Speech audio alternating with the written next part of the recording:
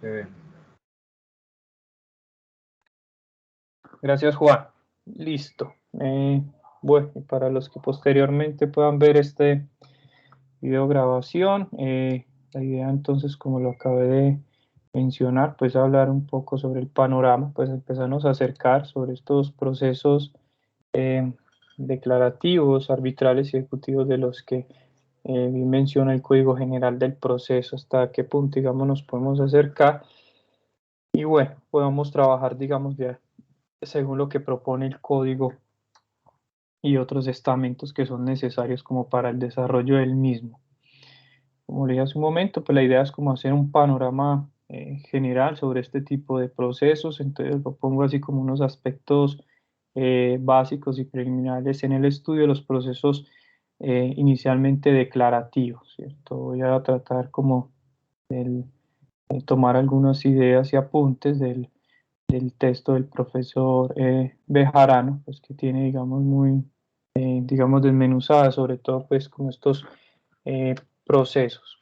Al menos, pues, creo que hay mucha claridad. Chicos y chicas, empiezo entonces diciendo, en primer momento, como de un poco hablando así de manera general sobre la estructura, precisamente del Código General del Proceso y la clasificación de los procesos que allí se consignan. Nuevamente, si tienen dudas, inquietudes, pues bueno, ya levantarán la mano o abren el micrófono, o si creen que es oportuno en otra ocasión, pues como lo dije en la clase de esta mañana, pues ahí está mi correo electrónico o mi celular por si podemos aclarar alguna de las dudas que puedan quedar, digamos, en el curso. Está pues como digamos total disponibilidad.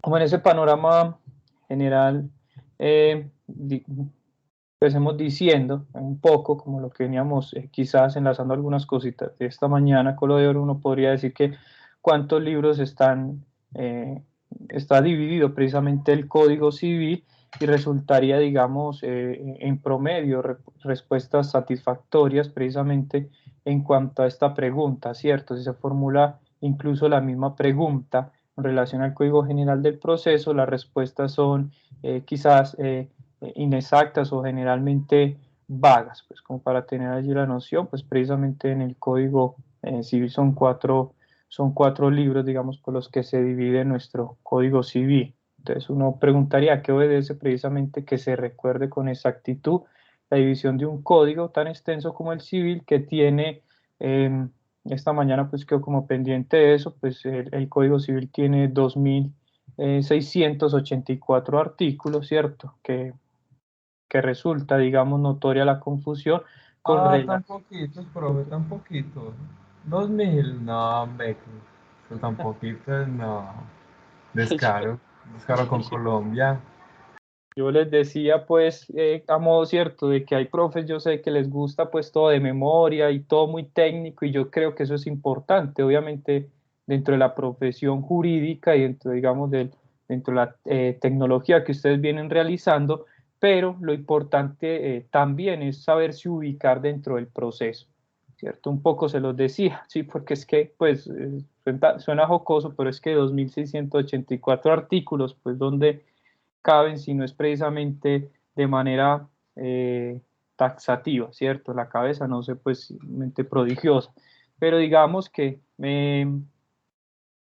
si estos son los que tienen, digamos, ese extenso código civil con relación al estatuto de procesal civil que únicamente, pues, otro numerito que únicamente tiene 627 artículos, ¿cierto? Creemos que la causa pueden ser varias, ¿cierto? Porque distinguir más fácil uno que el otro, ¿cierto? Desde los problemas pueden ser desde la metodología hasta el desdén con el que algunos tratan precisamente el derecho procesal, porque precisamente pues que es lo más sustancial del derecho civil, pero digamos en términos procedimentales hay una metodología mucho más rigurosa que a veces puede tornarse agotadora o cansona, exhaustiva, pues como sabemos en los procesos judiciales a veces hasta muy demorado, ¿cierto? Ya miraremos cuál fue también la intención de derogar precisamente la ley anterior, ¿cierto? La que venía siendo el Código de Procedimiento Civil, al Código General del Proceso. Entonces, cualquiera que sea la causa, lo cierto es que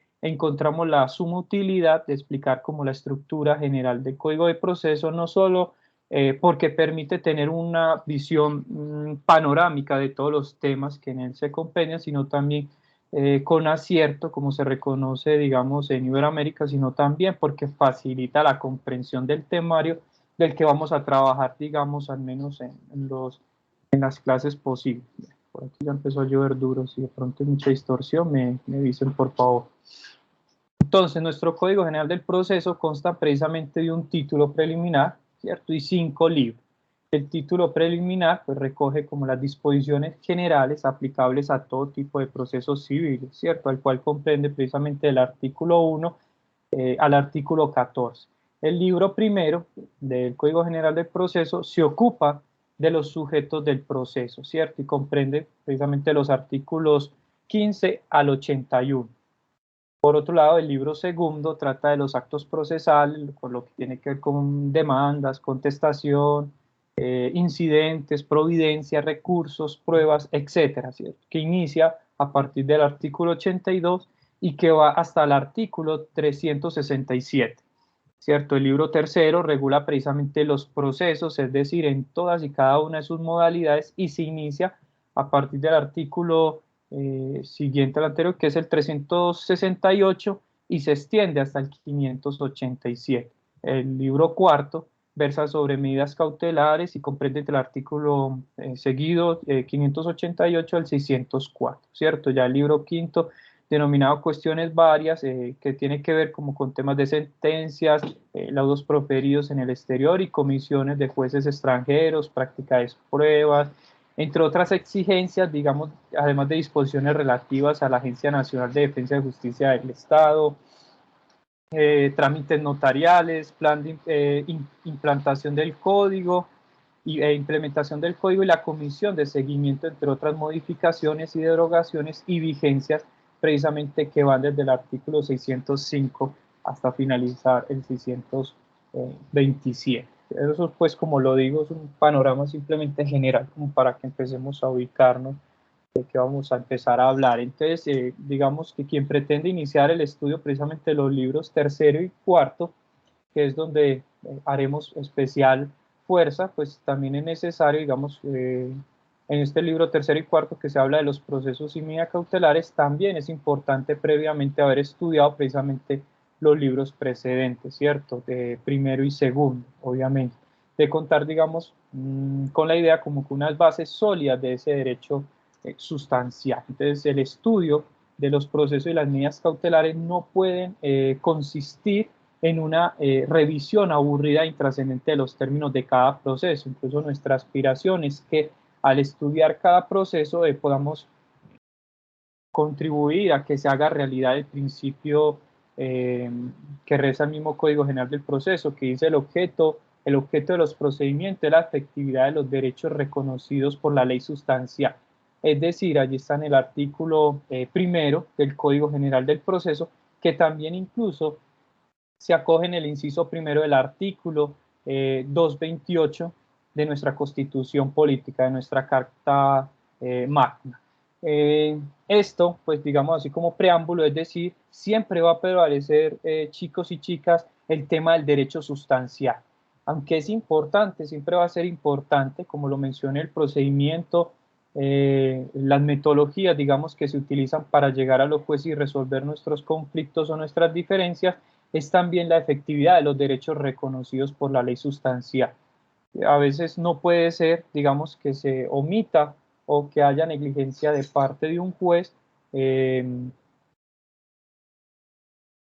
porque precisamente a veces no se cumple con requisitos de procedibilidad, pues esto funciona y sucede mucho con la tutela, con los derechos de petición, ¿cierto? Que a veces se pegan, digámoslo así, de bobadas que no tienen trascendencia y que lo que importa allí es defender precisamente ese derecho sustancial, pues ya que estamos en unos términos constitucionales, uno podría decir el derecho a la vida, ¿cierto? A la libre expresión, etcétera, se ponen por encima precisamente de esos procedimientos judiciales. Obviamente valga aclaración de que también hay unos que son de suma importancia. Entonces, sabido es que, digamos, con las pretensiones que acabé de decir, también se clasifica según el pedimento que se formula a los jueces. De la misma manera acontecen los procesos, ¿cierto? Así las cosas en nuestra legislación, los procesos se dividen en 5 grandes categorías, que son los procesos declarativos, los procesos ejecutivos, de liquidación, de jurisdicción voluntaria y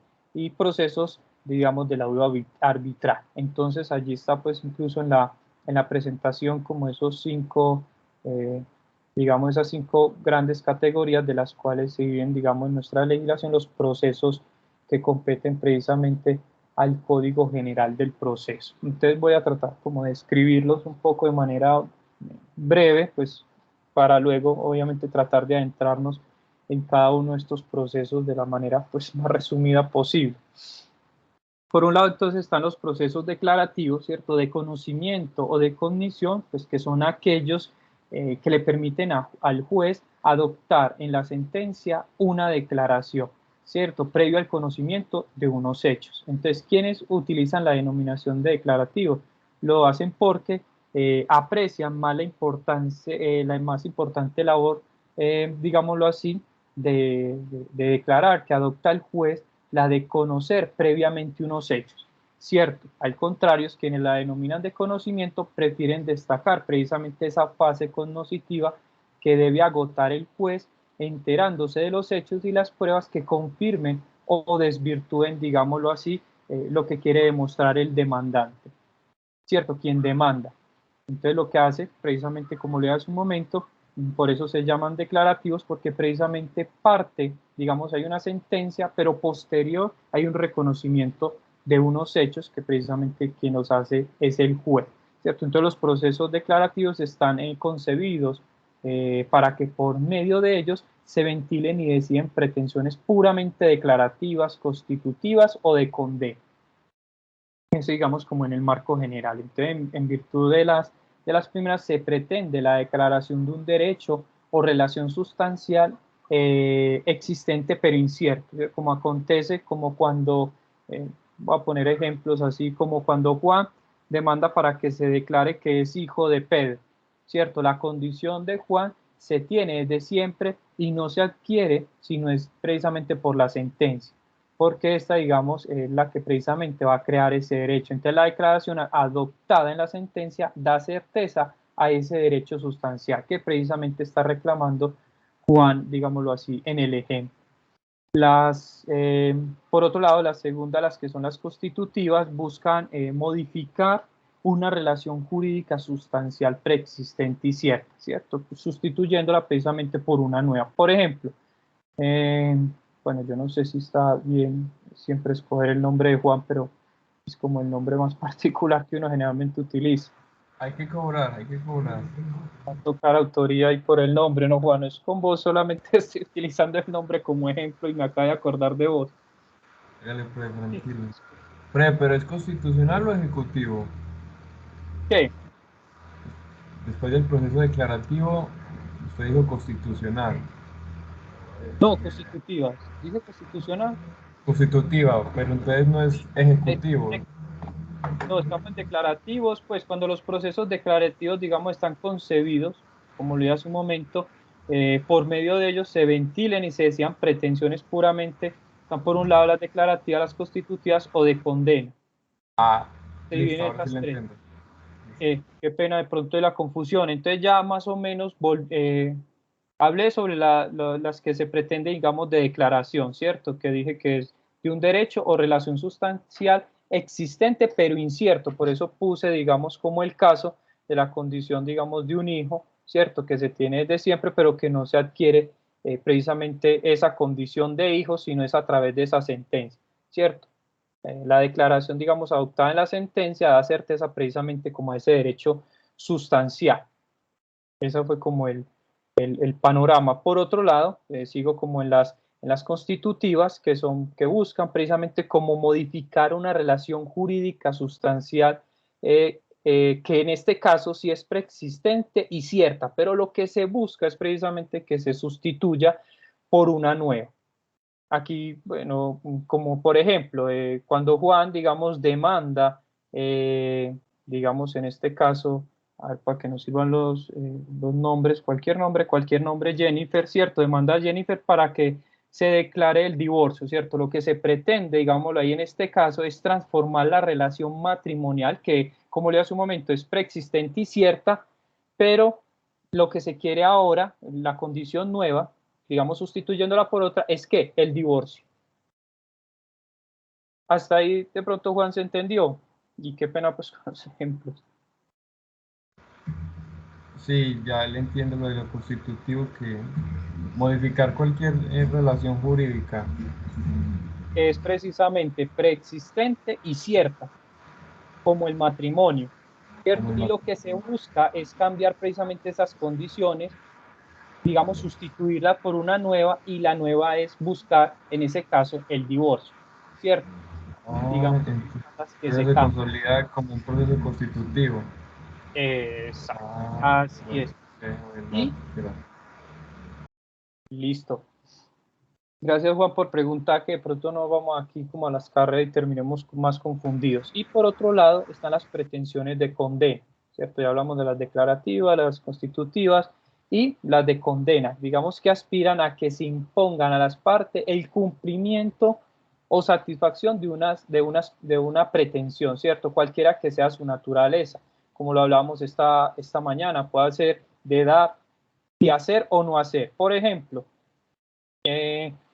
cuando Juan, digamos, demanda a Pedro para que se le declare que incumplió un contrato y que como consecuencia se le condene a pagar los daños y perjuicios causados, ¿cierto? Por ejemplo, Juan está vendiendo su casa y Pedro, a través de un contrato, pues se compromete a comprarla, no sé, en 2 meses, pero precisamente Pedro incumple en esa promesa de compra-venta. Entonces Juan lo que hace a partir, digamos, de esa compra-venta es reclamar unos derechos, digamos, que se dan precisamente por el incumplimiento de Pedro con el contrato, y lo que se busca es que se le condene a pagar unos daños y perjuicios causados, ¿cierto? Porque, digamos, Juan no pudo vender su bien, que era lo que urgía, a X o Y razones, y, digamos, atrasó su proceso de vender el inmueble. Eso es lo que se busca, digamos, en ese escenario.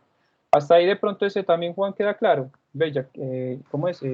La chica se retiró, ¿cómo es? Ahí se me fue el nombre. Jennifer, sí.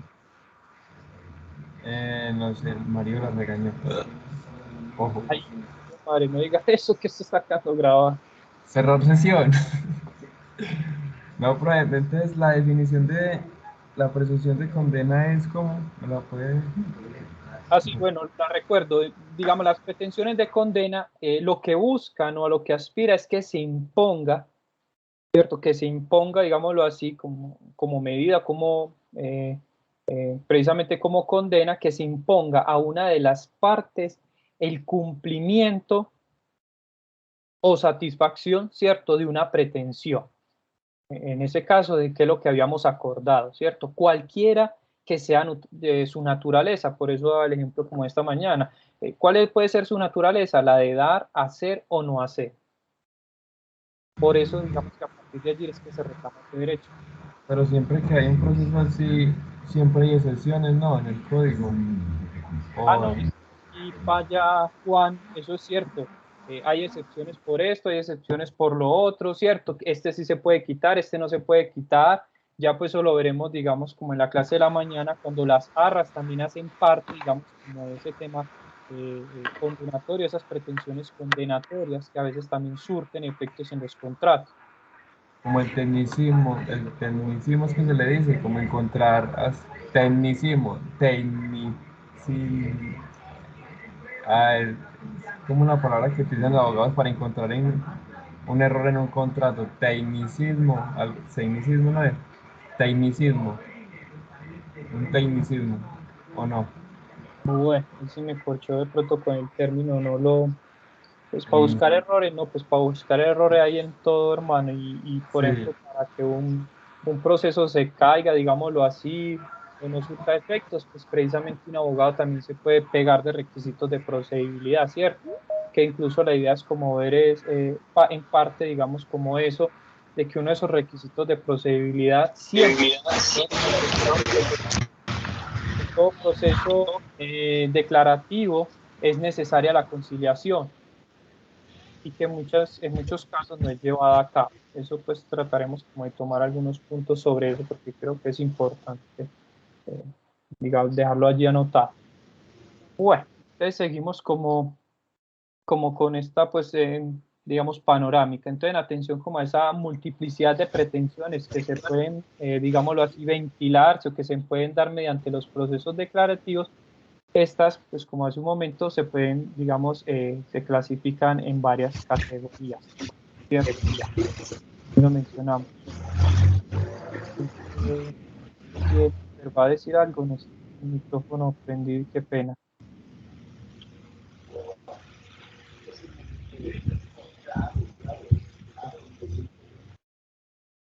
Gracias, Jennifer.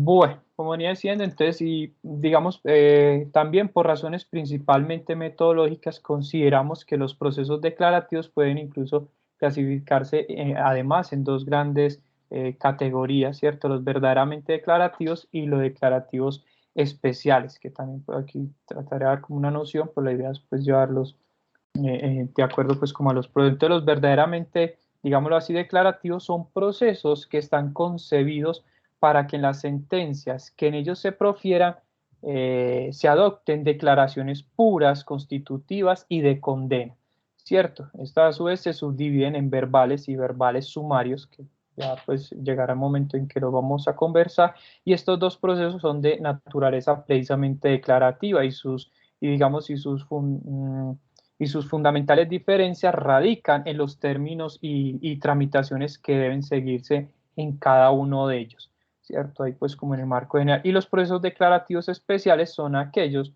que el Código General del Proceso ubica como tales, aunque en estricto, digamos, sentido podría corresponder a formas procesales autónomas e incluso a diferentes procesos declarativos. Tales procesos son como la expropiación, el deslinde y amojonamiento o juicio de apeo, como también se le llama, el divorcio, digamos como en esos casos, ciertamente, en el caso como de la expropiación, tiene un sabor más de proceso ejecutivo que declarativo, así como el divorcio encuadra más desnudo de su naturaleza, digamos, liquidatoria.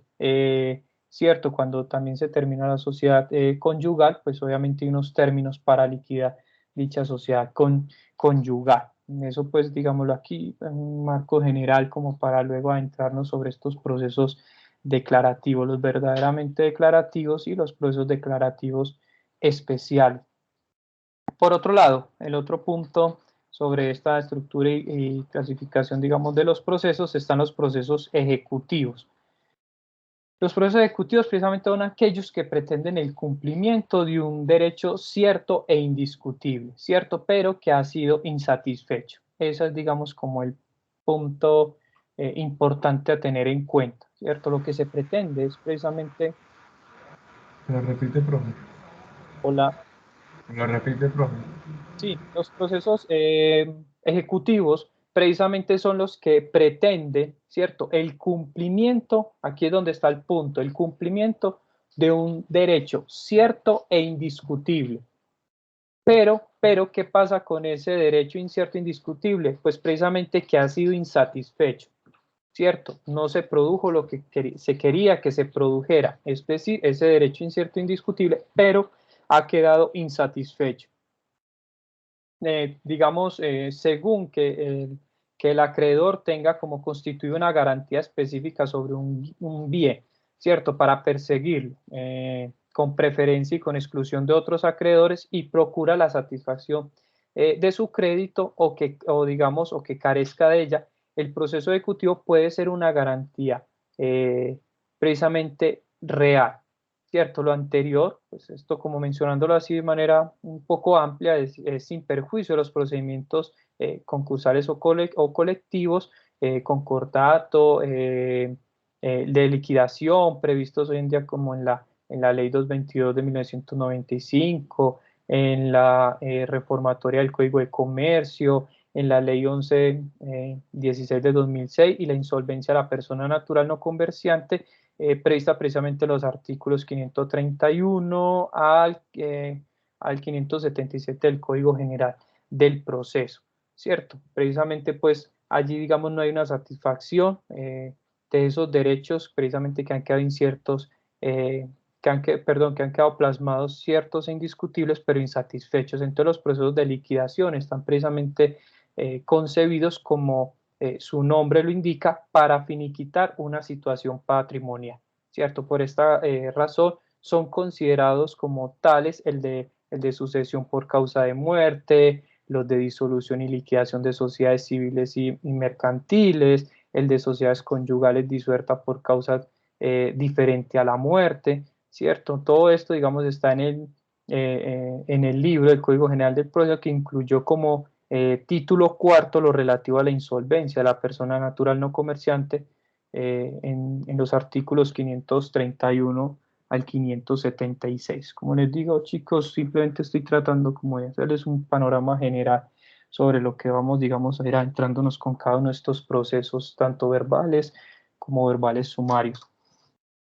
Por otro lado están los procesos de jurisdicción voluntarias. ¿Qué significa esto? Son aquellos en los que se busca una declaración judicial no con el propósito de dirimir un conflicto, ¿cierto? De que se solucione un conflicto, sino para satisfacer un requisito, ¿cierto? Hay quienes niegan, digámoslo así, el carácter jurisdiccional a estos procesos porque los consideran simplemente trámites administrativos que realizan precisamente un juez, ¿cierto? Lo cierto de estos procesos de jurisdicción voluntaria es que son reconocidos como características generales suyas, las que no hay, digamos, precisamente una controversia, tampoco hay demandante ni demandado, sino que hay una persona interesada que hace una petición y que además, digámoslo así, los fallos que se profieren, digamos como otra característica, los fallos que profiere el juez no hace tránsito a cosa juzgada, ¿cierto? Lo que la doctrina, digamos,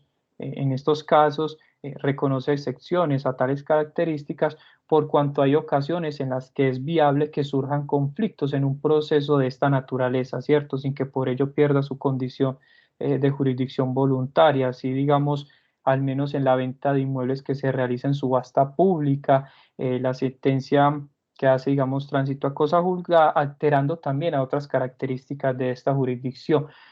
Otros ejemplos, por ejemplo, del tema de los procesos de jurisdicción voluntarias, que lo que se trata, como lo dije hace un momento, es satisfacer un requisito, es, por ejemplo, el tema de la adopción, ¿cierto? Allí no hay un demandante, no hay un demandado, pero precisamente es un juez quien otorga precisamente la característica de padre o de madre, digamos, a los solicitantes, ¿cierto? A quienes solicitan precisamente ser padre y madre de un menor, digamos, que va en adopción. O también cuando se necesita, pues eso sonará muy horrible, el acta mm, el acta de defunción, ¿cierto? De alguien que, digamos, hace mucho tiempo desapareció y, digamos, por X o Y razones o no hay muestras de vida, etcétera, digamos, de acuerdo, pues, como se tiene estipulado el proceso, un juez, digamos, declara precisamente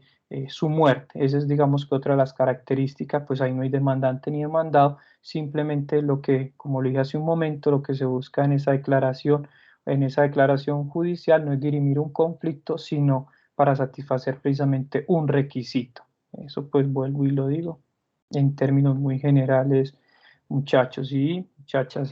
Finalmente están los llamados procesos arbitrales, ¿cierto? Como están allí, pues son formas de procesos declarativos que personas, digamos, capaces de transigir, sustraen del conocimiento de la justicia ordinaria para que sean tramitados y decididos por particulares, ¿cierto? Que incluso estos particulares van investidos transitoriamente a la función pública de administrar justicia, ¿cierto? A los anteriores procesos han de agregarse los denominados procesos cautelares, que son aquellos juicios cuyas pretensiones consisten, digámoslo así, en el decreto y en la práctica de medidas cautelar, ¿cierto? Digamos que esto generalmente se ve es precisamente como en bienes inmuebles, ¿cierto? Pero las prácticas que, digamos, para agotar esta finalidad, por ejemplo, esos procesos los constituyen los procedimientos cautelares previstos, perdón, en el artículo 244 y 246 de la Ley 23 de 1982, allí pues donde están, digamos, consagrados precisamente esos procesos cautelares. Lo anterior, precisamente como sin perjuicio de lo que el futuro, de lo que en el futuro perdió, se instrumente un procedimiento arbitral para dirimir, conocer y decidir procesos ejecutivos, ¿cierto? Incluso pues así de alguna manera también lo ha venido declarando la Corte Constitucional. Ese pues como el panorama general, en el cual digamos está dividido el Código General del Proceso y digamos a los procesos que precisamente hace referencia, esos procesos declarativos, ejecutivos, de liquidación, de jurisdicción voluntaria y arbitral. Pues simplemente quería como anotar eh, algo en cuanto al tema digamos, de lo que pasa con la derogatoria de la jurisdicción agraria, que lo mencionamos también en la clase pasada con la presentación, y de los procedimientos agrarios. Digamos que lo que se puede decir allí es que, como en términos generales, el artículo 626 del Código General del Proceso decreta, que es quien decreta la derogatoria de varias disposiciones, entre ellas precisamente el decreto 2303 de 1989, que fue el que creó la jurisdicción agraria y los procedimientos en la misma, ¿cierto? En consecuencia, la jurisdicción agraria ha dejado de existir, ¿cierto? Aunque ya estaba, digamos, diezmada por algunos otros artículos y derogada por otros y decretos, etcétera, digamos que ha dejado en esos términos de existir, ¿cierto? El Estado incluso no ha sido coherente en materia de jurisdicción agraria, pues a pesar de haber expedido precisamente el decreto 2303 del 89 que la creó, esta no funcionó en la realidad, irónicamente, o sea, como muchas cosas de este país que a veces nos ponemos a estudiar y terminamos con otras cosas aquí metidas, pues solamente, digamos, operaron unos pocos juzgados y unas salas de tribunales agrarios, pues por otro lado, si bien eh, la ley 1395 del 2010, que es el Código de Procedimiento Civil, ¿cierto? Y el Código General del Proceso, derogaron la justicia agraria, esta no moriría del todo porque, digamos, al aprobarse los acuerdos de paz de La Habana, tendría, digamos, que restablecerse. Todavía seguimos en espera, pero bueno, se supone que allí quedaba, ¿cierto? En este documento, digamos así, que firma o que advierte el gobierno y las FAS, pues acuerdan crear precisamente la jurisdicción agraria una vez terminado el conflicto, ¿no? Como para retomar otras cositas, eh, si bien la ley 1395 del 2010, como lo dije, el antes llamado Código de Procedimiento Civil, derogó los procedimientos previstos en el decreto 2303 del 89, no se ocupó de definir cómo deberían continuarse los trámites. Fíjese por los problemas que tenemos, los trámites de los procesos agrarios, es decir, como si hubiesen quedado en la nube, ¿cierto? Entonces, si se determinara, digamos que se terminaría con la legislación vigente al momento de iniciarse, queda esa duda, o si, o si se han de someter, perdón, a las reglas de los procesos verbales de mayor o menor cuantía o de los verbales sumarios, pues que se reglamentan precisamente en la ley 1395 de 2010. O sea, como les digo, ha quedado pues precisamente como en las nubes el, el tema agrario en nuestro país. Eso pues simplemente para anotarlo como en ese momento de manera general. Por otro lado, el tercer punto, de los términos para la duración de los procesos en primera y segunda instancia. Lo que habría que decir en este caso es que el artículo 121 del Código General del Proceso, yo no sé si ustedes ahí también, yo a veces, bueno, yo trato de mantener buena memoria y obviamente conservar algunos apuntes para no. Sí, duración de los procesos, artículo 121, Código General del Proceso, que en buena parte, digamos, que produjo el artículo noveno de la ley 1395, es decir, la ley anterior, pues la que derogó precisamente el Código General del Proceso, en cuanto, digamos, también reguló los términos perentorios para la duración de los procesos, tanto en primera como en segunda instancia, ¿cierto? Agregando los procesos de única instancia que no habían sido, digamos, incluidos precisamente en la ley 1395. ¿cierto? Cosa, pues, digamos, ahí que no existía. Entonces, adviértase que el artículo incluso noveno de la ley 1395 quedó derogado, pues, precisamente desde el 1 de enero del año 2016, que fue, digamos, en el momento en que entra en vigencia el Código General del Proceso, ¿cierto? Mientras nos íbamos nuevamente los abogados aprendiéndonos otro código, otras disposiciones, pero bueno, así es la dinámica de nosotros, ¿cierto? De la que ustedes también seguramente ya han enfrentado y que también se enfrentarán seguido de estos procesos académicos. Entonces, al entrar o al regir el Código General del Proceso, pues según lo previsto en la parte final del literal C de ese artículo 626, pues del nuevo estatuto, allí es donde digamos, se enmarca precisamente esa derogación. Juan, ¿vas a decir algo? Profe, porque hay tantas instancias, pues pasa que de única, hay procesos de única instancia, ¿cierto? De Sí. segunda, de primera y segunda instancia, hay solamente está ese grado. ¿Y por qué? Pues ya lo veremos, ahí de acuerdo a algunos procesos y por otro lado de acuerdo como a unas cuantías, ¿cierto? Que ya lo veremos más adelante, de acuerdo a tal cuantía o el proceso es de única o primera instancia, o si supera ciertas, Sí, digamos, cierta cantidad que está incluso traducida en salarios mínimos legales mensuales vigentes, pasa a ser, digamos, de segunda instancia. Y de pasa acuerdo que, al proceso, hay unos que son más diligentes para resolverse, entonces digamos que en primera instancia, listo, sale, pero hay otros, digamos, que necesitan agotar más recursos por un término de pruebas, por procedimiento, etcétera, etcétera, entonces por eso, digamos que se ponen como digamos así, un requisito, ¿cierto?, para hacer de segunda instancia. pasa que en procesos de menor cuantía aplica un proceso de única instancia. Sí, en este caso sería así, así es. Ok. Y, y ya en lo civil o en lo penal, dependiendo del proceso. Sí, eso, como te digo, hay algunos procesos, hay algunas excepciones de proceso que simplemente, como vuelvo y repito, se resuelven en única instancia.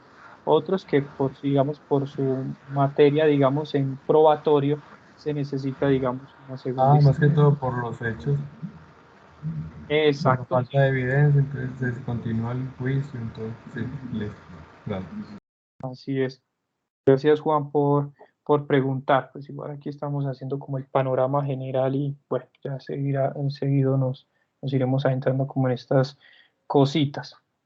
Entonces, bueno, ahí pues como lo previsto, digamos, como en estos artículos, digamos, en lo que lo que digamos en disposición se estipuló, digamos, y lo que se pretende a causas legales de interrupción y de suspensión de lo que venía sucediendo precisamente con los procesos anteriores en la ley 1395, ¿cierto? Que no había como unos términos bien estipulados, bien enmarcados y que los procesos, pues ya sabemos que pueden tardar muchísimos años, ¿cierto? Lo que trata precisamente ahora es que en un proceso no podrá transcurrir, pues sabemos que esto todavía ni siquiera sucede, pero lo que dice el código es precisamente que un proceso no podrá transcurrir en un lapso superior, perdón, a un año para dictar sentencia de primera o única instancia, ¿cierto? Que incluso esto es contando a partir de la notificación del auto admisorio de la demanda o del mandamiento ejecutivo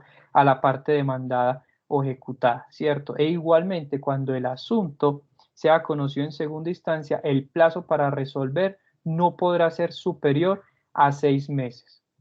¿Cierto? Contados incluso a partir de la recepción del expediente de la Secretaría, digamos, del juzgado tribunal que recibe. Fíjese que un proceso, pues a uno a veces yo no sé si esto era jocoso o qué, pero un proceso no puede tardar más de un año, pues ya más adelante eh, contaré que un juez puede solicitar hasta 6 meses más, ¿cierto? Para resolver precisamente un proceso, pero bueno. Tenemos todavía como esos problemitas. Entonces, digamos que la misma disposición que faculta al juez o magistrado que conozca precisamente del proceso para que prorrogue por una vez más el término para decidir la instancia respectiva hasta por 6 meses. Pero la condición aquí de este juez o magistrado es que explique y justifique la necesidad de prorrogar precisamente su decisión, ¿cierto? Porque no se ha resuelto cuál ha sido el problema, que explique y que justifique cuál es la necesidad de prorrogar precisamente una sentencia 6 meses más, ¿cierto?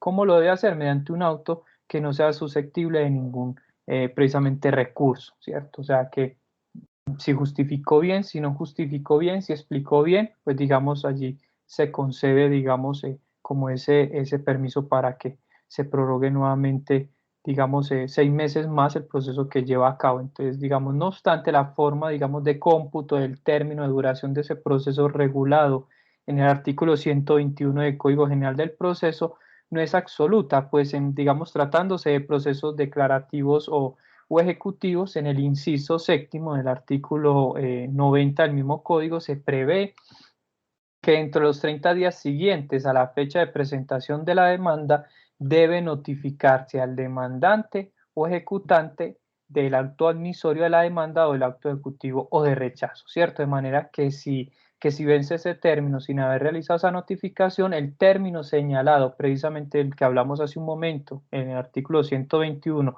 para efecto de la pérdida de competencia, se computará desde el día siguiente a la fecha de presentación de la demanda. Es decir, que en estos casos el cómputo del término de duración, ¿cierto?, del proceso no se hará a partir de la notificación del auto admisorio de la demanda o del mandamiento ejecutivo a la demanda, sino a partir del día siguiente al de la presentación de la demanda. Fíjese, entonces allí ya empezamos a ver algunos, en estos términos, como enredos y que quizás, pues obviamente por las dificultades técnicas, humanas, etcétera, que tienen las administraciones de justicia, pues estos términos difícilmente se cumplen, pero esa es una de las principales apuestas del Código General del Proceso, y era agilizar precisamente en materia de justicia, ¿cierto? Sacar y acelerar los procesos de la manera más pronta posible. Entonces, digamos que si, como para terminar, pues como esta idea, pues si se transcurre, digamos, el término de duración del proceso o el de su prórroga, sin que se hubiese proferido, digamos, la sentencia de la respectiva instancia, pues lo que el funcionario perderá automáticamente la competencia, ¿cierto?, para conocer del proceso.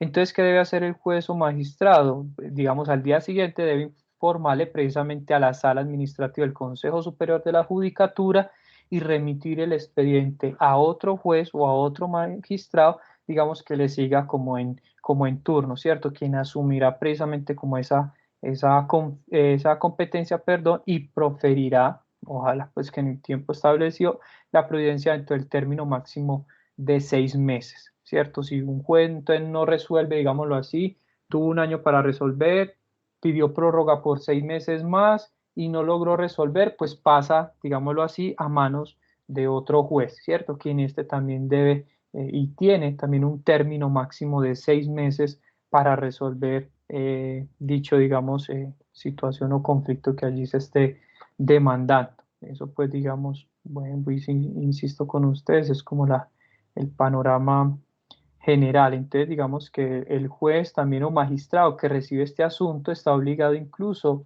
a informar al Consejo Superior de la Judicatura de la recepción precisamente del expediente que llegó, ¿cierto? Como con la emisión de la sentencia, cuando esté finalmente proferida. Pero digamos, cuando hay razones de congestión de los despachos judiciales, que no sea, digamos, aconsejable la remisión directiva del expediente del funcionario relevado al que se sigue, digamos, como en turno, el Consejo Superior de la Judicatura podrá precisamente ordenar a los jueces de determinados municipios o circuitos judiciales que en vez de remitir los expedientes al juez o magistrado del turno, lo haga el propio consejo o un determinado juez, ¿cierto? Si no aparece quién, precisamente es el Consejo Superior de la Judicatura quien ordena y quien determina como a qué juez pasa, digamos, a qué manos entraría como la demanda. Ahí pues como contándoles un poco como estas cositas que van surtiendo y van pasando en nuestra legislación. Entonces, si en lugar, por otro lado, pues a ver, si en lugar, digamos, donde debe hacerse la remisión del expediente no hay un juez, ¿cierto?, de la misma categoría y especialidad, porque seguramente va a pasar todas estas cositas y detalles que una vez cuenta y que obviamente están también estipuladas en el código, el proceso pasará al juez que designe precisamente nuevamente como el gobierno del tribunal superior respectivo, ¿cierto? Pues la sala, digamos, de gobierno del tribunal, al asignar al juez de reemplazo, tendrá que advertir que no puede encargar a uno de inferior jerarquía del sustituido, ¿cierto? Es decir, que no podrá, por ejemplo, sustituir digamos, un civil de circuito, un juez civil de circuito por uno municipal, ¿cierto? Sino a uno, digamos, del mismo rango o de su misma categoría. Por lo anterior, pues precisamente como para preservar el derecho de las partes, que el asunto sea conocido y decidido por un juez de igual, digamos, categoría de igual categoría o rango para reemplazar. Para terminar, chicos y chicas, a ver, estoy por aquí algunas notas porque esto a veces es malo en película uno, pero bueno, seguramente también hay que anotarla. Entonces, digamos, los procesos, también queda como esa otra duda, entonces los procesos iniciados en la vigencia plena de la ley 1395 de 2010, como lo decía hace un momento, que son los procesos que iniciaron con el Código de Procedimiento Civil, como antes, digamos, era llamado. Disculpen, a veces hay como la anotación del Código General del Proceso, que no hayan sido, digamos, decididos al entrar en vigencia precisamente el Código General del Proceso, el término de duración del asunto será el previsto en esta legislación, ¿cierto? En atención, digamos, como a la regla de tránsito legislativo, de acuerdo, pues, como a ese artículo 624 del Código General del Proceso que reformó precisamente como la ley 153 del 87, ¿cierto? De acuerdo un poco como con eh, digámoslo así, con este criterio de tránsito de legislación, las leyes concernientes a la sustanciación y ritualidad de los juicios prevalece sobre las anteriores desde cuando empiezan a regir, ¿cierto? Pero con respecto, digamos, al cómputo de los términos que hubiese empezado a correr en vigencia de la ley derogada, ¿cierto? Esto digamos, consumarán bajo lo prescrito en esa ley y no en la nueva, todo, digamos, en aplicación del principio de la ultraactividad de la ley procesal. Entonces, pues como en consecuencia, para ir cerrando el término de duración de los procesos de primera o segunda instancia indicados, digamos, en aquellos lugares donde ya estaba rigiendo la ley 1395 de 2010 para el momento en el que se cobró vigencia el Código General del Proceso, continuará computándose de acuerdo con lo previsto en la ley 1395, ¿cierto? O sea que los procesos o las demandas, digamos, que se radicaron y que arrancaron con la ley 1395,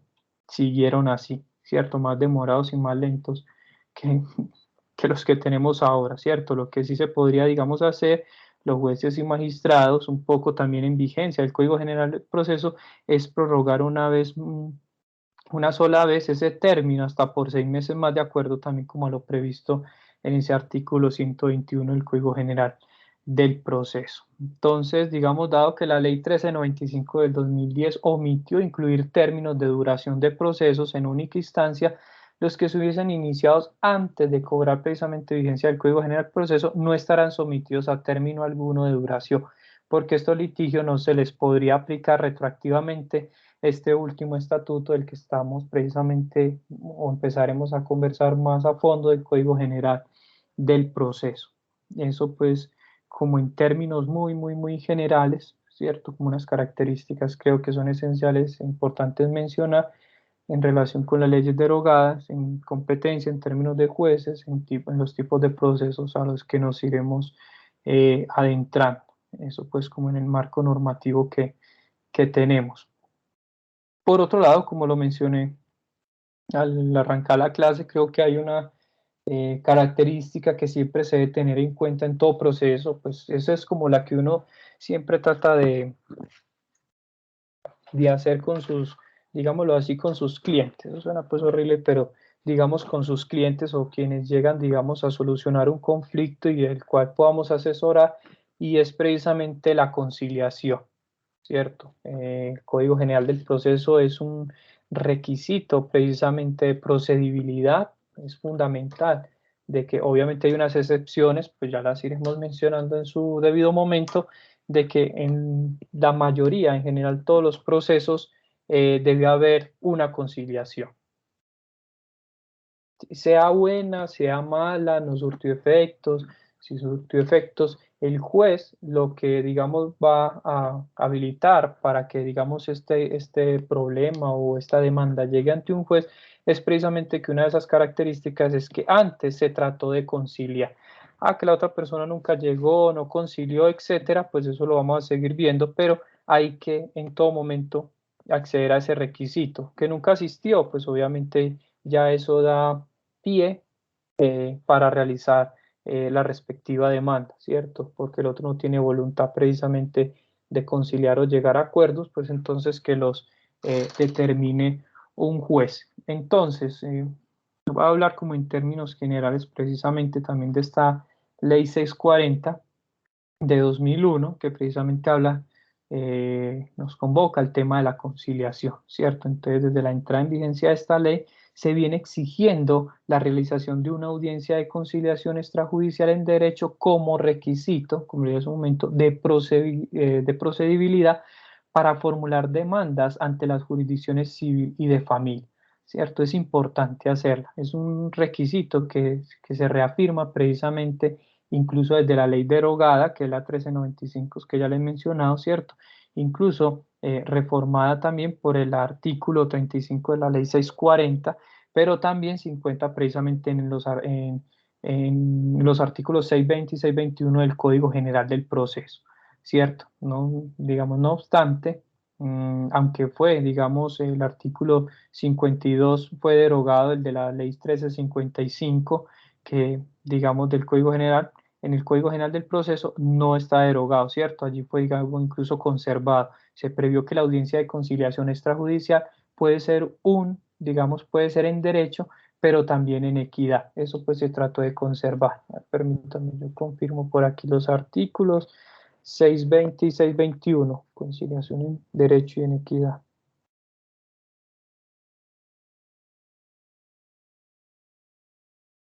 Sí, así es. Aquí todavía se conserva. Ley 640. ¿Cuál fue derogada? 620 y 621. Pues es como la base también de la conciliación extrajudicial, que como lo dije hace un momento, puede ser en derecho, pero también en equidad. Aquí ya estamos, sí. Entonces, chicos y chicas, para hablar entonces de algunas clases, digamos, de clases de conciliación en términos generales, el artículo 3 de esa, de esa ley 640-2021 clasificó la conciliación en judicial, ¿cierto? Si se realiza precisamente dentro del proceso judicial o extrajudicial, si tiene lugar precisamente antes o por fuera de un proceso judicial. Es decir, si ya arrancó el proceso y finalmente el demandado y el demandante quedamos en conciliar, se puede conciliar, ¿cierto? Posteriormente se puede enviar el acta de conciliación antes, digamos, que el juez pueda proferir sentencia. Si se logra conciliar antes, muchísimo mejor. Por eso se habla como de esas dos clases de conciliación en los procesos judiciales y la de los procesos extrajudiciales, ¿cierto? Por fuera del proceso, sea antes o, digamos, por fuera del proceso judicial. Entre la misma disposición subdividió la última, que es la de conciliaciones extrajudiciales en conciliaciones en derecho, que cuando se realicen por medio precisamente de los conciliadores dentro, digamos, de centros de conciliación o ante autoridades en cumplimiento de funciones conciliatorias, y en equidad cuando se realiza ante conciliadores en equidad. Pues ahorita ya trataremos de resolver esos enigmas de esos conciliadores en derecho y conciliadores en equidad. No sé si hasta ahí de pronto hay claridad meridiana, o vamos muy rápido, vamos bien. No sé que de pronto Jennifer igual, que nos están escuchando. Pero entonces cuando habla de clases de conciliación no se refiere a, no, es a la conciliación como tal, como el mejor método de solución de conflictos, ¿cierto? Es la conciliación. Y Juan, es precisamente a esa, digamos que la que se hace, pues eso lo iba a mencionar más adelante, la que se hace también en algunas facultades de derecho, las que se hacen en Cámara de Comercio, ¿cierto? Algunas entidades lo hacen de manera gratuita y otras las hacen cobrando, por ejemplo, las personerías municipales también se puede llegar, digamos, a conciliaciones en derecho, en las inspecciones de policía, ¿cierto? O sea, hay un montón de escenarios que nos posibilita conciliar nuestros conflictos antes, como lo dije hace un momento, antes de precisamente llevarlo a una entidad judicial, ¿cierto? Un Pero proceso judicial. esos mecanismos de solución de conflictos, entonces ya todos se basan en conciliación, porque está la mediación, hay otros mecanismos de solución de conflictos, pero veo que siempre dice, vamos a llegar a una conciliación, vamos por una conciliación, nunca una mediación, como que ya la conciliación, no sé, como que es el mejor método. Pues como te digo, Juan, sí, yo creo que es el mejor método y ojalá todo se pudiera solucionar por ahí, pero como también lo menciono, es un requisito fundamental antes de usted llevar un proceso judicial. Vea, lo primero que por lo que le rechaza un juez su demanda es porque usted no hizo primero un proceso de conciliación, ¿cierto? Y después si usted lo hizo pero no concilió, pues que lo regañe en la audiencia, pero digamos que usted llega por una, digamos, una demanda de alimentos o sí, pues dejémoslo ahí, una demanda de alimentos, digámoslo así, y usted no concilió antes, digamos, o con el papá o con la mamá del menor de edad, cuando usted demande, el juez ni siquiera le va a admitir esa demanda, ahí mismo se la rechaza. ¿Por qué? Por carecer precisamente de ese requisito de producibilidad. Ahora, pues que eso lo iba a mencionar más adelante, si el juez admite la demanda, pues precisamente uno de los dos abogados, ¿cierto? Quien demande y el demandado puede incluso exigir la nulidad de ese proceso porque, digamos, carece de ese requisito de procedibilidad, el tema de la conciliación. Entonces, fíjate, Juan, que sí, se volvió, digamos, como un requisito fundamental para iniciar cualquier tipo de proceso. Bueno, ya ahorita también miraremos en lo posible como cuáles sí y en cuáles no. ¿Cierto? Porque algunos obviamente son conciliables y otros definitivamente no es posible conciliar. Ya entonces, hasta ahí más o menos, Juan, o bien. No, no, vamos, claro, profe, claro. Listo. Pues igual como los digo, chicos, y pues ahí queda pues la grabación, si de pronto quedan dudas, está el correo del WhatsApp o por aquí mismo. La idea también es obviamente apropiarnos como un poco de estas leyes y en lo posible, por ejemplo, en este caso, pues no solamente es Código General del Proceso, sino también acercarnos a esa ley 640 del 2001 a ver qué nos está diciendo, ¿cierto? Cuáles son precisamente como esas medidas, como bien lo menciona Juan, como esos mecanismos alternativos de conflictos que precisamente entre ellos se entrelaza es precisamente la conciliación, ¿cierto? Eso pues como para dejarlo allí. Entonces, digamos que a pesar de la deficiente redacción de la ley, pues para decirlo así, es claro que la conciliación extrajudicial promovida antes de iniciarse un proceso es obligatoria por regla general, ¿cierto? Fíjate, Juan, que es obligatoria por regla general, ¿cierto? O mejor, es el requisito eh, digámoslo así, es el requisito de posibilidad de demandas, de determinadas demandas, ¿cierto? Como cuando se trata de pretensiones que han de someterse al trámite de procesos declarativos, ¿cierto? Salvo excepciones legales, hay unas excepciones, ¿sabes cuáles excepciones? O sea que No. eso se considera extraoficial. El juez utiliza doble estrategia, Juan, por eso se dice que hay una conciliación judicial, ¿cierto? Dentro del mismo proceso y una extrajudicial. El juez, digámoslo así, cuando uno, de acuerdo como a la experiencia, cuando uno trató de conciliar, digamos, con la madre o con el padre sobre el tema de alimentación, ¿cierto? De cuota alimentaria. No se llegó a ningún acuerdo, listo, se demanda. Cuando se demanda, cuando estamos frente al juez, el juez vuelve y da la posibilidad de conciliar antes de llegar digamos, a un litigio o a un problema mucho peor, ¿cierto? Entonces el juez le dice, señor Juan, señora María, ¿usted desean conciliar la cuota alimentaria de Pepito? ¿Sí o no? No, es que no quiero esto. Bueno, ya empiezan ahí las peleas o las cosas. El juez vuelve, ¿cierto? Abre la posibilidad de conciliar antes, como lo dije nuevamente, Juan, de darle prioridad pues como a ese proceso judicial. Sí, o sea, la idea es siempre, siempre buscar en todo momento el mecanismo de conciliación. Listo, ahora lo entiendo de esa parte, gracias. Sí, esto pues a mí me parece interesante porque precisamente todo lo pretendemos de que se vaya como con esa intención, es precisamente como a solucionar de manera alternativa precisamente los conflictos que nos acaecen en sociedad. Por ejemplo, pues seguramente ustedes cuando ven derecho penal, lo que generalmente repite el profesor es que el derecho penal es que sea precisamente la última ratio, ¿cierto? La última instancia a la que los seres humanos tengamos que acudir, pero lamentablemente no sé por qué nuestra sociedad es la primera instancia a la que generalmente recurrimos, ¿cierto? Que la fiscalía y obviamente pues a través de la fiscalía del ente acusatorio pues se haga digamos como todo el trámite para condenar a alguien. Pues aquí tenemos como ese tipo de cosas paradójicas, pero bueno, eso es pues a lo que nos enfrentamos como en este día a día.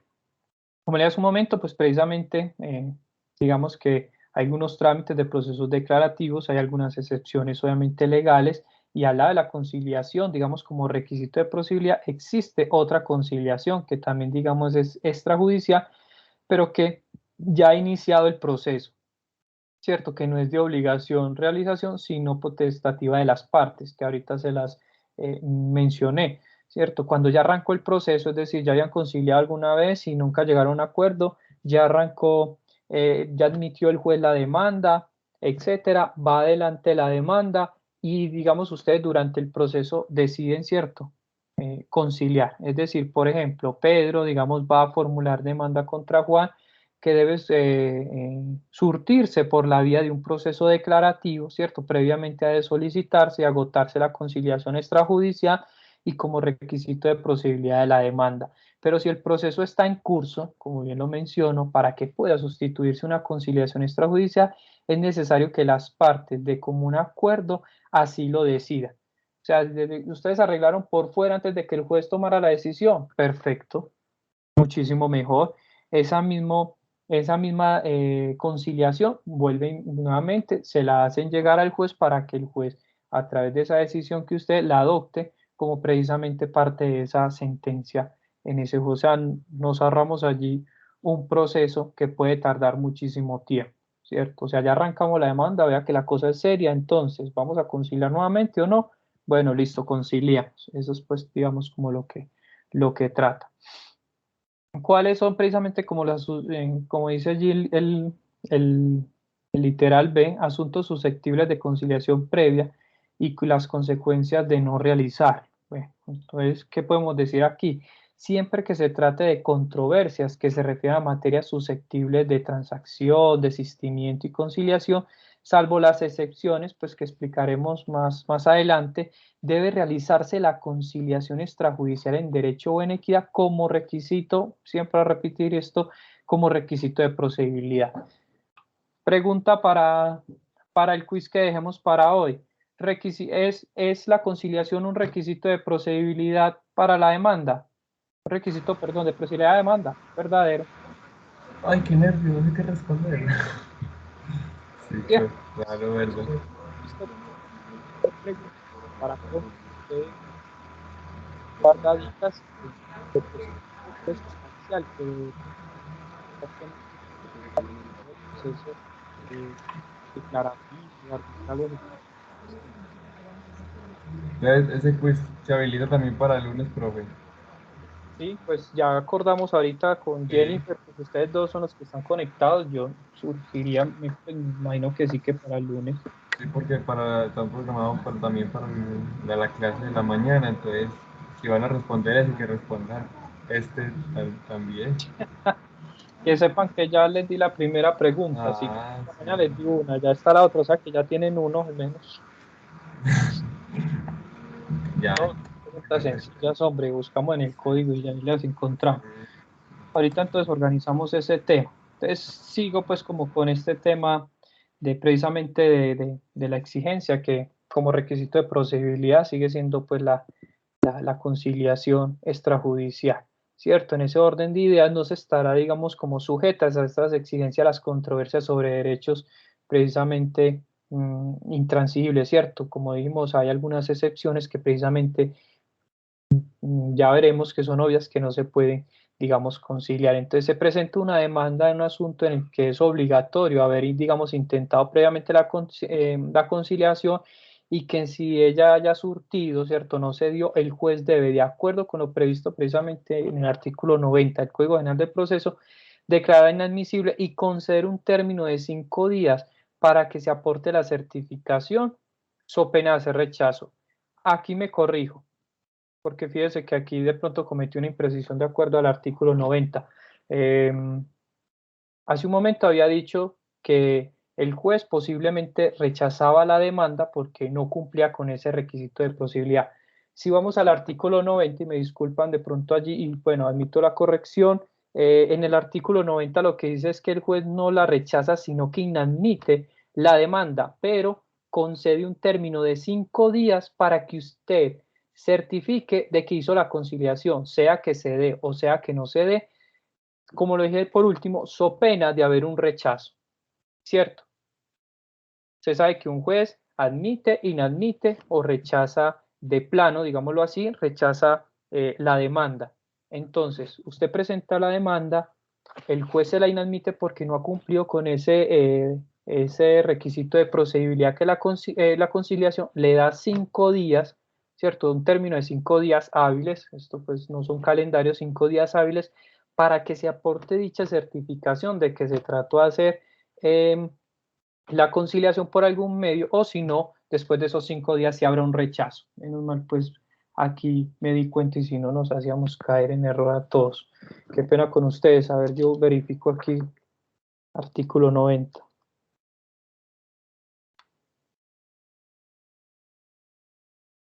Sí, allí está artículo 90, admisión, inadmisión y rechazo de la demanda.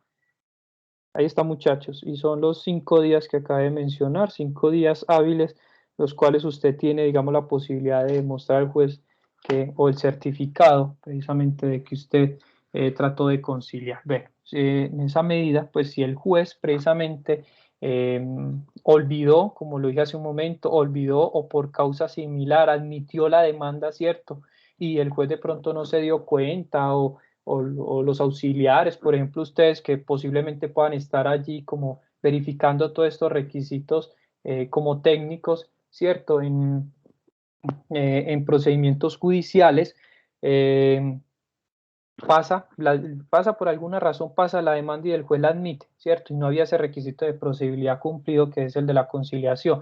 El demandado bien puede interponer recurso de reposición contra ese auto admisorio para que se revoque, ¿cierto? O proponer esa omisión como motivo de excepción previa, bien, digamos por la causal del artículo 100, ¿cierto? Inecta demanda por falta de requisito formal de la conciliación extrajudicial en derecho o por la del numeral 1, falta de jurisdicción, ¿cierto? Dado que en aquellos asuntos que la ley exige estas audiencias preliminares como requisito de procedibilidad. O sea, vea, discúlpeme en el término, pero como para que ustedes también me entiendan, ¿cierto? Usted le dio papaya al otro abogado, ¿cierto? Le dio papaya al otro abogado para que buscara la fórmula o el medio para que omita o revoque precisamente la admisión de la demanda, ¿cierto? Me disculpan pues allí como la expresión, pero claro, si usted no concilió y el juez no se dio cuenta, pero el otro abogado sí se dio cuenta, ¡pum!, por ahí se la cobra, ¿cierto? Obviamente eso para demorar más el proceso, que usted puede luego volver a hacer, digamos, interponer la demanda. Obvio que la puede volver a interponer, pero lo que va a hacer es obviamente demorarle mucho más el proceso, ¿cierto?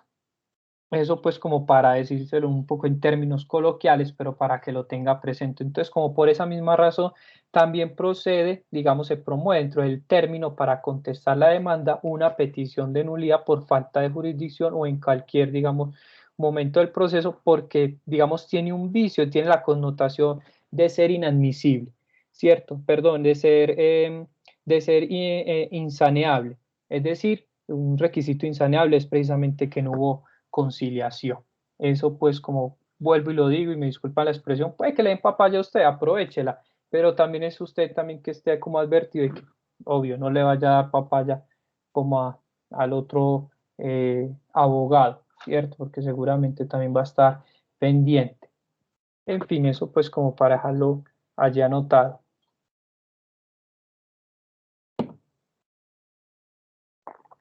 Digamos ahora, remitámonos precisamente como a esos requisitos de procedibilidad en asuntos civiles, ¿cierto? Y cuáles serían precisamente como las excepciones.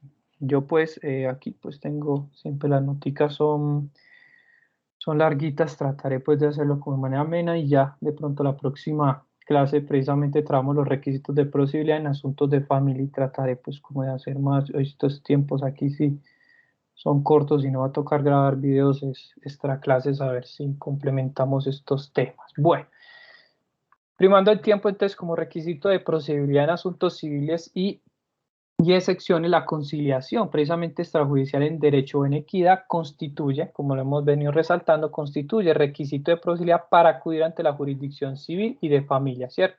Salvo excepciones previas que también las tiene allí previstas pues en la misma ley, ¿cierto? La ley también incluso había incluido este requisito respecto a los asuntos laborales, pero digamos que en parte hubo problemas, ley Ley 640 del 2021, artículo 35, se declaró inexequible, perdón, por una sentencia de la Corte Constitucional, sentencia 893 de 2002. Pues yo estas cosas no las pregunto, pero sí se las cuento, muchachos, de agosto del 2021, donde digamos que para los asuntos laborales no es, digamos, conciliable cuando a un trabajador se le violan sus derechos, ¿cómo se van a conciliar? ¿Cierto? Por ejemplo, ahí pues hay unos de esas excepciones, como para que lo tengan presente, precisamente los derechos de los trabajadores no son conciliables, ¿cierto? Si un trabajador le debe, digámoslo así, un empleador, le debe a usted 10 millones de pesos, como suelen hacer a veces estas personas, le ofrece 5 millones de pesos, fírmeme el acta y ya, esa acta incluso ni siquiera tiene validez. Usted tranquilamente puede demandar para que se le devuelvan esos otros 5 millones de pesos de los cuales se le quedó debiendo, digámoslo así, el empleador. Entonces, fíjese que ahí los derechos de los trabajadores no son negociables, ¿cierto? Es que habíamos acordado las horas extras, no, es que ya son unos derechos taxativos que están previstos en la ley, como que usted concilia las horas extras, no, eso no se concilia. Es que él me dijo que no le pagara seguridad social, no, es que la seguridad social es obligatoria, ¿cierto? Para que empecemos como a notar cuáles escenarios de pronto, no solamente en algunos asuntos declarativos, digamos, algunos procesos declarativos, que también los vamos a ver, sino que también, digamos, en algunas áreas del derecho que no son posibles conciliar, ¿cierto? Contrario, digamos, a lo que precisamente, a lo que parece deducirse de una primera ojeada del texto de la Ley 640 del 2021, es que la conciliación extrajudicial en derecho y en equidad no es obligatoria. Eso es lo que parece, ¿cierto? Eso es lo que parece, pero precisamente como requisito de posibilidad para todo asunto que se pretende ventilar ante la jurisdicción civil. Entonces uno ve como una contradicción allí, pero finalmente le dice a uno que sí. Entonces, si bien por regla general siempre se ha de acudirse a formular demanda ante los jueces civiles, es necesario precisamente agotar la conciliación extrajudicial en derecho en equidad, digamos, existente en los siguientes límites o excepciones. Menciono entonces la primera, entonces la conciliación extrajudicial en derecho en equidad solo será requisito de posibilidad para acudir a la jurisdicción civil cuando la materia sea conciliable y siempre que la controversia deba, digamos, surtirse en los procesos declarativos, ¿cierto? Según lo dispuesto incluso el artículo 621, permítame consulto artículo 621 del Código General del Proceso.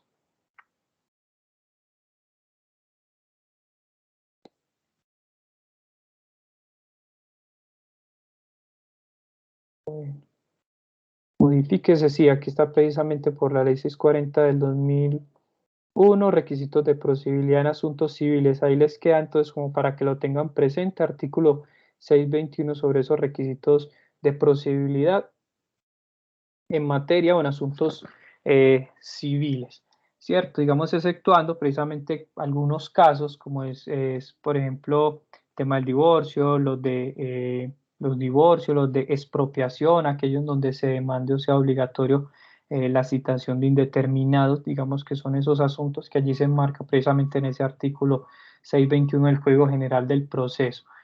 Volviendo nuevamente a la ley 640 del 2000, que olvidó hacer referencia hacia la conciliación extrajudicial en derecho, es también obligatoria precisamente en las controversias que deban ventilarse ante arbitrios, atendidas, digamos, a las circunstancias de que el proceso arbitral sea un trámite autónomo, ¿cierto? Pues hasta allá no nos vamos, pero simplemente era como para dejarlo allá anotado. Ante la conciliación extrajudicial en derecho en asuntos que deban tramitarse ante un tribunal, ¿cierto? Arbitral no es requisito de procedibilidad para formular incluso, ¿cierto? La demanda, porque, perdón, es porque en el proceso arbitral debe cumplirse una audiencia de conciliación que surte ante los arbitrios. Esto es por eso lo dije hace un momento, pues simplemente lo anoto, pero sobre esto no recaemos, pues ya volveremos, obviamente, sobre la ley 640 si así lo deseamos y nos interesa, ¿cierto? Dicho de otra manera, no tendría sentido interponer la conciliación extrajudicial en derecho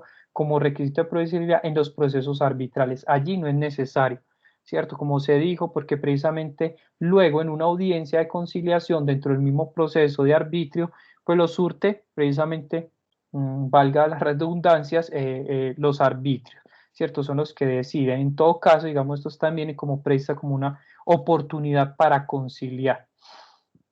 Eso como en primer caso. En el segundo caso, digamos, cuando la controversia deba tramitarse mediante un proceso declarativo, tampoco, digamos, será la obligación de conciliar extrajudicialmente en derecho si el demandante ignora el domicilio, el lugar de habitación o el trabajo del demandado, o si éste se encuentra ausente o no se sabe su paradero. Téngalo ahí presente. ¿Cuándo no es necesaria o no es obligatoria la conciliación extrajudicial en este segundo caso?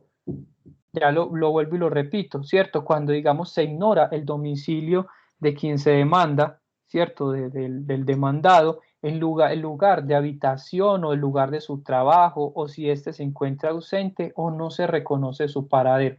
¿Cómo uno va a conciliar con alguien que uno no sabe dónde está? ¿Cierto? Pues a veces uno parece lógica, pero es también como ir asentando como esas cositas de dónde, cuándo es importante y cuándo no es importante, digamos. Entonces yo no puedo demandar porque precisamente en un local lo encontré. Hay otros medios precisamente para uno localizar a las personas, ¿cierto? Que incluso no ha sido, digamos, con certeza dónde está su ubicación. Entonces, en efecto, cuando el demandante desconozca el domicilio de su futura contraparte o ésta se haya ausentado sin dejar noticia de su paradero, eh, digamos, sería un contrasentido exigir la realización obligatoria de una conciliación extrajudicial en derecho, pues en tales circunstancias, además de que ella estaría llamada al fracaso, se convertiría en un factor de, digamos, perturbación del derecho del demandante de acceso a la justicia. Por eso lo dije, entonces, porque no concilia, porque el otro no aparece, entonces no puedo demandar. Pues claro que sí puede demandar, ¿cierto? Entonces el demandante se encuentra en la hipótesis que acabamos, digamos, de comentar para acudir ante la justicia civil sin necesidad de haber intentado la conciliación judicial en derecho, formulando directamente su demanda en la que exprese desconocer, ¿cierto? Eso también obviamente debe quedar claro, en la que exprese desconocer el domicilio del paradero del demandado, afirmando que entenderá,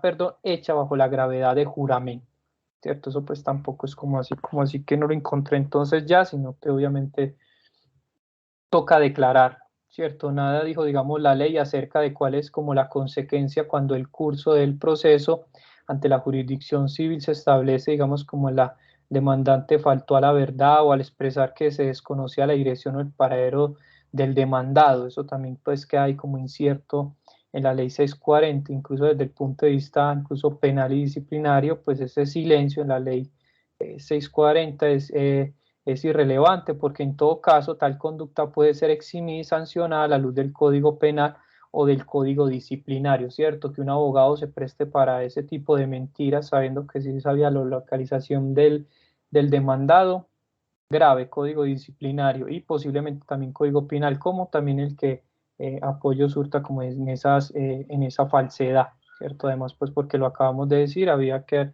hacer esta afirmación bajo la gravedad de juramento.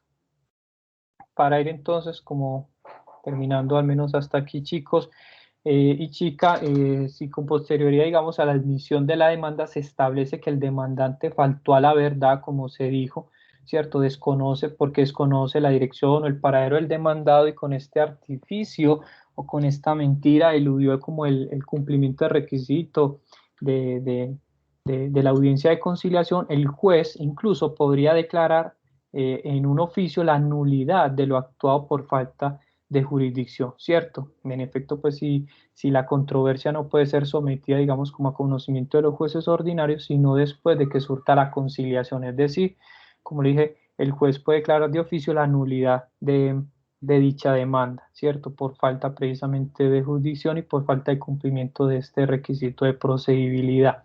Entonces el juez advertía que, digamos, el demandante habría mentido, ¿cierto? Al señalar que desconocía, por eso le decía un momento, no se presten tampoco para eso, muchachos y muchachas, ¿cierto? De que el domicilio del trabajador no se conocía o se desconocía, también debe remediar, ¿cierto? Ese vicio convocado a una audiencia dentro del proceso.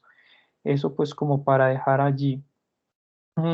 Y otro punto que consideramos importante retomar antes de revisar los requisitos de procedibilidad en asuntos de familia es el siguiente, y es que de acuerdo, digamos, con lo previsto en el parágrafo primero de la ley, del artículo, perdón, parágrafo primero del artículo 590 del Código General del Proceso, tampoco serán obligatorias las conciliaciones extrajudiciales para acudir ante la justicia civil cuando el asunto le permite al demandante solicitar el decreto y la práctica de medidas cautelares, ¿cierto? Para el decreto y práctica de medidas cautelares no se necesita conciliación, es decir, en aquellos casos en los que la ley autorice decretar y practicar medidas cautelares, aún las oficiosas, ¿cierto? El demandante podrá acudir directamente a la jurisdicción civil. O sea, cuando nosotros, como para que lo tengan allí medianamente, cuando uno solicita una medida cautelar es precisamente para que un bien, sea mueble o inmueble, salga del comercio, ¿cierto? Ese bien, precisamente por tener una medida cautelar, no pueda ser vendido, no pueda ser, digamos, como en las naturalezas de las obligaciones de las que ahorita hablamos, de dar, hacer o no hacer, ¿cierto? Salga de alguna manera del comercio, o sea, como una restricción también o como una garantía dentro del proceso que se va a llevar a cabo. Entonces uno no concilia, digámoslo así, una medida cautelar, ¿cierto? Ay, no, no le ponga esa caución precisamente a mi bien mueble o inmueble, no, pues simplemente uno lo solicita ante el juez y el juez es el que decide si admite precisamente esa medida cautelar hacia ese bien. Muchachos y muchachas, creo que hasta aquí como pues considero también suficiente un panorama general, al menos en términos civiles. Voy a repensar si también va a ser necesario como hablar sobre estos requisitos de procedibilidad en asuntos de familia, ¿cierto? Pues incluso pues ahí queda como en la, a ver, yo lo paso aquí, no. Eh, sobre cuáles asuntos sí recae, ¿cierto? Por ejemplo, la controversia sobre custodia y régimen de visitas sobre menores e incapaces, asuntos relacionados con las obligaciones alimentarias, como bien ahorita hacía un ejemplo, ¿cierto? La declaración de unión marital de hecho, su disolución y la liquidación de la sociedad patrimonial, también se puede, digamos, entender como una conciliación extrajudicial en derecho, ¿cierto? Como requisito de posibilidad.